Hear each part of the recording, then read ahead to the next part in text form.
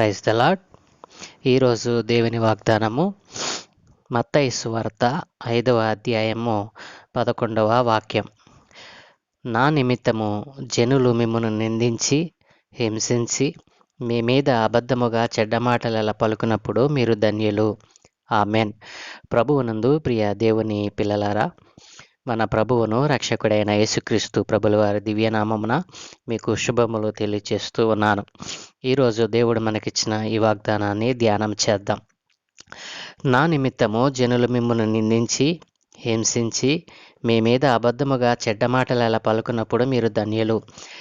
ఈ ధన్యత కొండ మీద ప్రసంగములో యేసుక్రీస్తు ప్రభుల వారు చేసినటువంటి ఆ మొదటి ప్రసంగములో చివరి ధన్యతగా మనం ధ్యానం చేయవచ్చు. ఈ ధన్యత 8వ ధన్యతకు కంటిన్యూషన్గా దేవుని చేత చెప్పబడినది.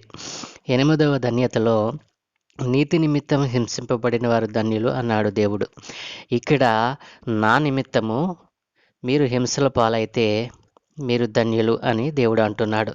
కాబట్టి అక్కడ నీతి నిమిత్తము హింసింపబడిన వారికి ధన్యత ఇస్తే, ఇక్కడ ఆయన నిమిత్తమే జనులు మిమ్మల్ని నిందల పాలు చేసినప్పుడు, మిమ్మలను హింసపాలు చేసినప్పుడు, మీ మీద అబద్ధముగా కేసులు పెట్టి మీ మీద చెడ్డ మాటలు లేనిపోని మాటలు పలికినప్పుడు మీరు ధన్యులు అని దేవుడు అంటున్నాడు. నా ప్రియ దేవుని జనాంగమా, ఆయన నిమిత్తము మనము ఎందుకు నిందల పాలు కావాలి?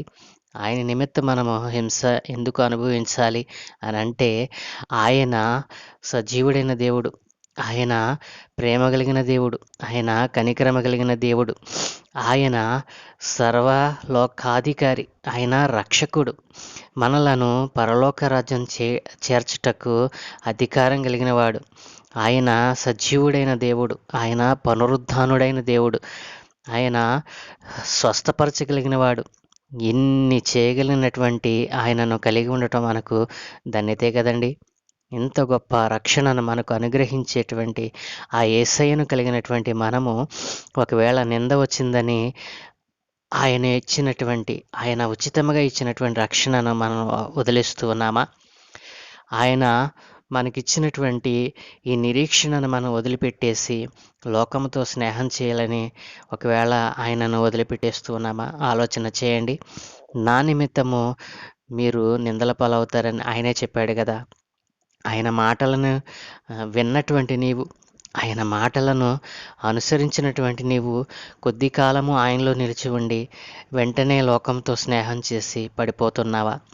దేవుడు నీతో అంటున్నాడు కదా, నా నిమిత్తము నీవు నిందల పాలైనప్పుడు, నీవు హింసింపబడినప్పుడు, నీవు అబద్ధముగా నీ మీద చెడ్డ మాటలు ఇతరులు పలికినప్పుడు, నీవు చెరసాల పాలైనప్పుడు, నీవు కష్టాల్లో ఉన్నప్పుడు, శోధనలో ఉన్నప్పుడు, ఒకవేళ నీవు హృదయము చెడినవాడిగా ఉన్నావా? అయితే నేను నిన్ను ధన్యునిగా చేస్తాను అంటున్నాడు. నేను నీకు సహాయం చేస్తాను అంటున్నాడు దేవుడు. కాబట్టి దేవుడు ముందే చెప్పారు కదా, నా నిమిత్తము మీకు శోధనలు వస్తాయి, నా నిమిత్తము మీరు హింసింపబడతారు, సమాజ మందిరంలోనికి, రాజుల ఎదుటకు, సంఘముల ఎదుటకు మీరు తేబడతారు, మిమ్మల్ని కొడతారు, కొరడాలతో కొడతారు, సరసలలో బంధిస్తారు, అనేక చిత్రహింసలు చేస్తారని దేవుడు ముందుగా ఆయన శ్రమలను గురించి, ఆయన సువార్తను ప్రకటిస్తున్నప్పుడు, ఆయన నామమును మనం మోస్తున్నప్పుడు మనకు కలిగేటువంటి ఆపదల గురించి, నిందల గురించి, హింసల గురించి ముందుగా తెలియచేస్తూ ఉన్నాడు ఈ ధన్యతలో. కాబట్టి నా ప్రియ దేవుని జనాంగమా, దేవుడు చెప్పిన మాట నిరర్ధకము కాదండి. ఆయన నామము నిమిత్తము నీవు హింసను, బాధను అనుభవిస్తూ ఉన్నావా? నీవు ధన్యుడవు, ధన్యురాలువు అంటున్నాడు దేవుడు. కాబట్టి యేసుక్రీస్తు ప్రభుల వారు ఈ లోకంలో జీవించినప్పుడు అన్నారు కదా, నా నిమిత్తము దేవుడు అన్నారు కదా, నా నిమిత్తము తన ప్రాణమును రక్షించుకొనుగోరువాడు దాన్ని పోగొట్టుకుంటాడు. నా నిమిత్తము, సువార్త నిమిత్తమును తన ప్రాణమును పోగొట్టుకున్నవాడు దాన్ని రక్షించుకుంటానని చెప్పాడు యేసుక్రీస్తు ప్రభుల వారు.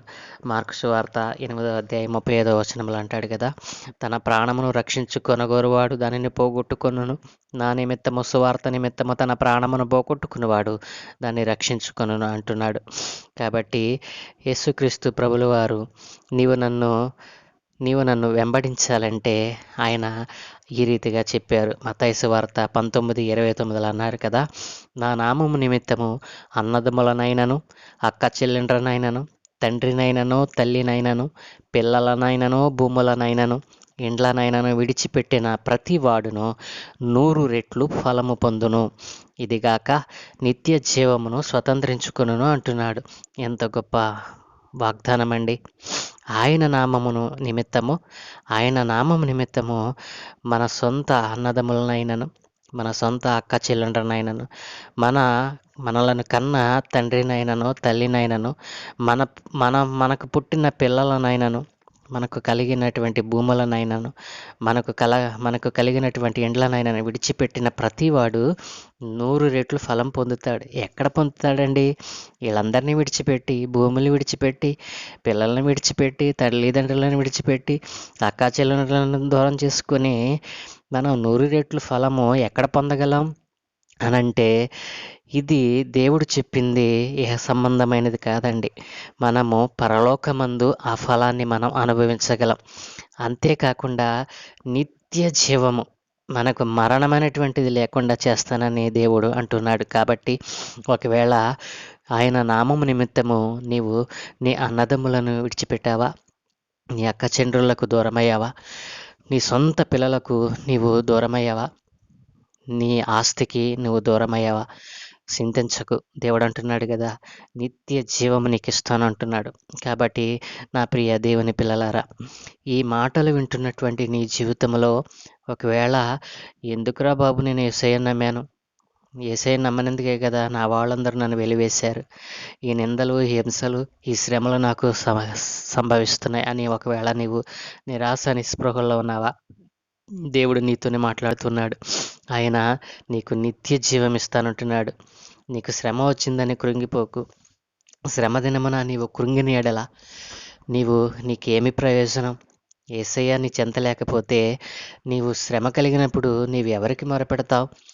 నోరు లేనటువంటి మూగజీవులక, నోరు లేనటువంటి మనిషి చేత చేయబడినటువంటి ఆ మాయా స్వరూపములకు నీవు మొరలెడితే నీకు సమాధానం వస్తుందా? ఒకసారి ఆలోచన చేయి.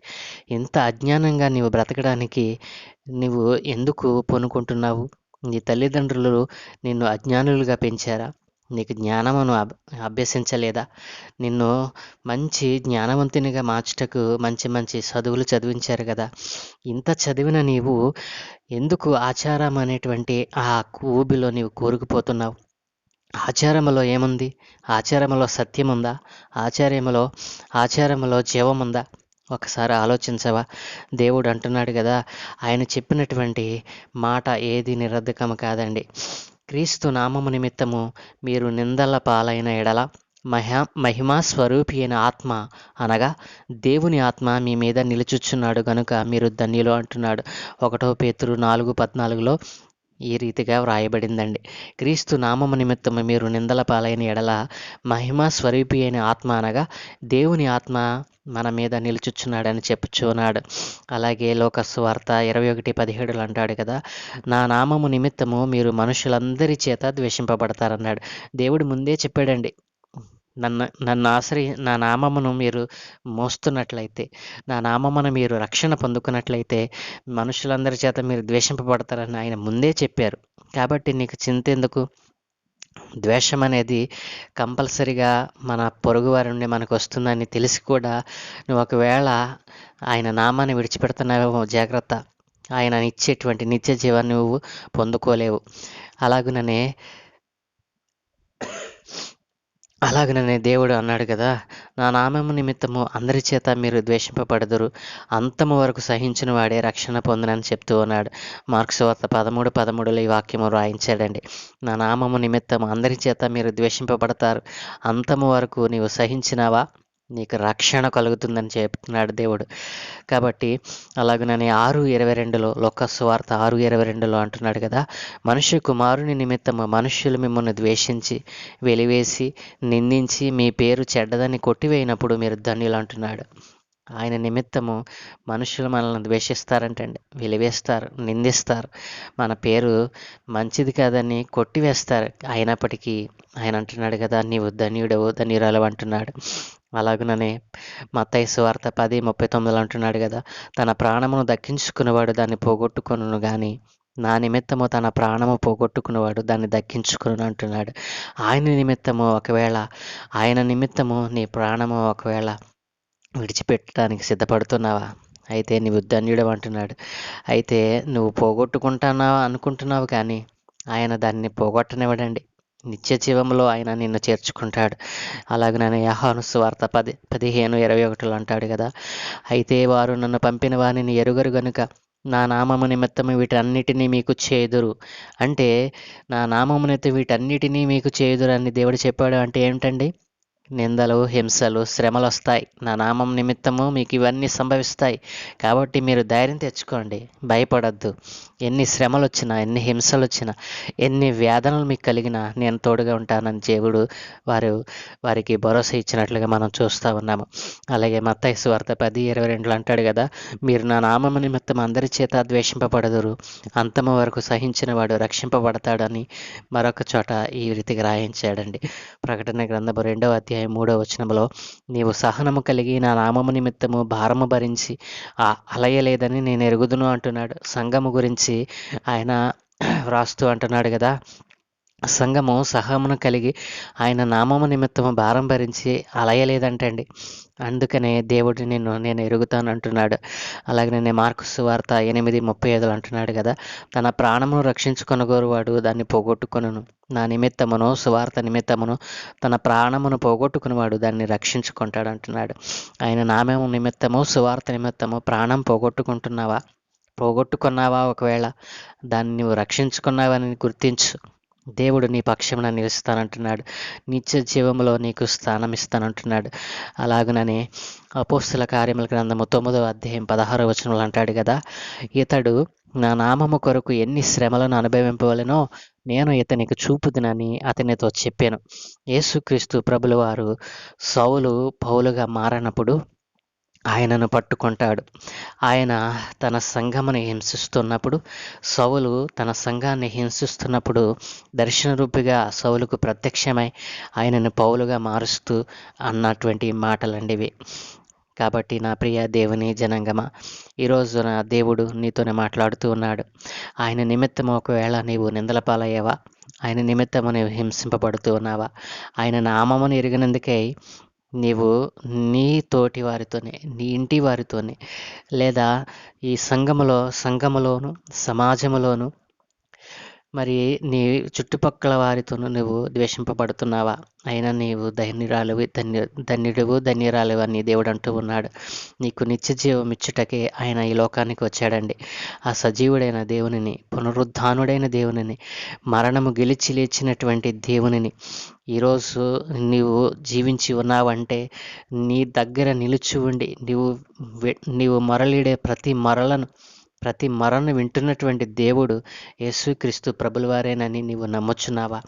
అయితే దేవుడు ఈ ధన్యతల ద్వారా నీతో మాట్లాడాడు కదా. ఏ ధన్యతలో నీవు కోల్పోయావు, ఏ ధన్యతలో నీవు నిలిచి ఉండలేదో ఒక్కసారి ఆలోచన చేయి. ఈ 9 ధన్యతలలో యేసుక్రీస్తు ప్రభుల వారు తన జీవితం యొక్క పరమార్థమును, ఆయనను నమ్ముకుంటే మనకు కలిగేటువంటి ప్రయోజనాలను ఆయన సుస్పష్టంగా తెలియచేశారండి. ఈ ధన్యతలను ధ్యానించిన నీవు ఈ ధన్యతలన్నిటినీ మరొకసారి ఒక్కొక్కటిగా నీవు ధ్యానం చేసినట్లయితే ఆయన యొక్క ఆలోచనను, ఆయన యొక్క కోరికను నీవు తెలుసుకొనగలుగుతావు. కాబట్టి నా ప్రియ దేవుని జనాంగమా, ఈరోజు దేవుడు నీతో మాట్లాడిన ఈ ధన్యతలో నుండి నీవేదైనా పాఠము నేర్చుకున్నావా? అయితే నీవు నీవున్న స్థితిలోనే ఆయన పరలోక రాజ్యము చేరుటకు ఆశపడుతున్నావా? ఆ స్థితిలోనే దేవుడు నీ స్థితిలోనే దేవుడు నిన్ను హెచ్చించి నిన్ను ఆ పరమరాజ్యం చేర్చడానికి ఆశపడుతూ ఉన్నాడు. ఈ చిన్న ప్రార్థన చేద్దామా? ప్రేమానమ్మకము కలిగిన మా ప్రియ పరలోకపు తండ్రి, సజీవుడా, పునరుత్థానుడా, ప్రేమ కలిగిన రాజా, నీకు స్తోత్రాలు. ఈ లోకములో మమ్మలను ప్రేమించిన వారు ఎవరైనా ఉన్నారు అంటే అది మీరు మాత్రమే నాయన. ఈ రోజున ఈ క్షణము వరకు మేము సజీవులుగా ఉన్నాము అంటే సజీవుడివైన నిజ దేవుడవు నీవే నాయన. అయా, సజీవుడివైన, పునరుత్థానుడివైన, జీవించు జీవించి ఉన్నవాడివైన, అయా మాతో కలిసి నడుస్తున్నవాడవైన నీ నామమును బట్టి మేము ప్రార్థన చేస్తూ ఉన్నాము. ఇదిగో తండ్రి, నీ నామము నిమిత్తము ఇదిగో నీ ప్రజలు ఎవరైనా నాయన హింసింపబడుతూ ఉంటే, నాయన ద్వేషింపబడుతూ ఉంటే, నీవు ధన్యుడవు ధన్యురాలేవని నీవు చెప్పిన మాటలను బట్టి నీకు స్తోత్రాలు.